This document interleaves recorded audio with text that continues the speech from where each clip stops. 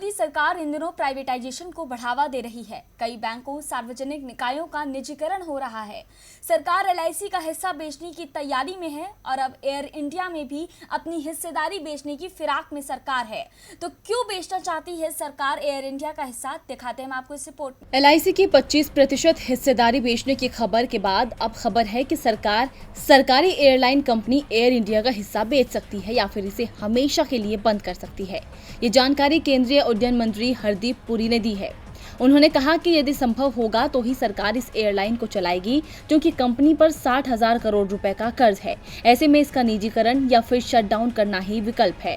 अब अगर कंपनी का निजीकरण नहीं हो पाता है तो केंद्र सरकार इसे हमेशा के लिए बंद भी कर सकती है।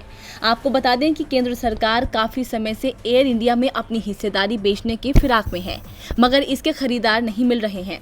हरदीप पुरी ने कहा कि 2011 और 12 से अब तक केंद्र सरकार की तरफ से एयर इंडिया में 30,520 करोड़ रुपए की पूंजी का निवेश किया जा चुका है, लेकिन सरकार को एयर इंडिया की सेल से ज्यादा कुछ मिलने की उम्मीद नहीं है। हालांकि खबर ये भी है कि सरकार एयर इंडिया के प्राइवेटाइजेशन की शर्तों को बदलने जा रही है।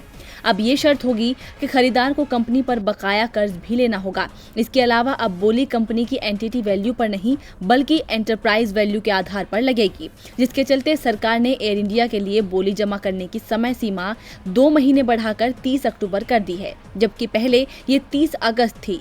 आपको बता दें कि सरकारी एयरलाइन में हिस्सेदारी बेचने की प्रक्रिया 27 जनवरी को शुरू हुई थी और ये 5वां मौका है जब केंद्र सरकार ने एयर इंडिया के लिए बोली जमा करने की तारीख को बढ़ाया है। जनवरी में बोली जमा करने की अंतिम तिथि 17 मार्च थी, बाद में इसे बढ़ाकर 30 अप्रैल किया गया। इसके बाद इसे 30 जून और फिर 31 अगस्त तक बढ़ाया गया था, जिसे अब बढ़ाकर 30 अक्टूबर कर दिया गया है। डीबी लाइव की रिपोर्ट।